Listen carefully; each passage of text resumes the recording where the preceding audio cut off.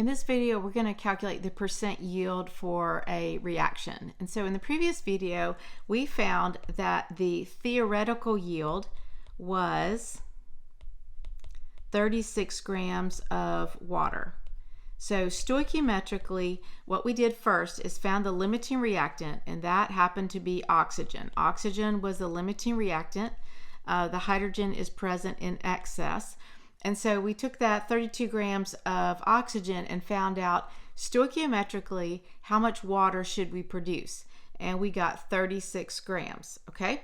Now, someone actually goes to the lab and does this reaction. So in your class lab, sometimes you will find the actual yield and compare that to theoretically what you should have gotten.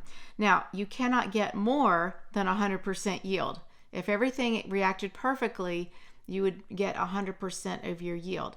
And if you get more than 100% yield, then you probably need to explain where you think that error came from in your lab. So here we go. We actually did this reaction and we got 34 grams. So let's find percent yield for this particular reaction. So percent yield, you have to be given the actual. So that would be 34 grams.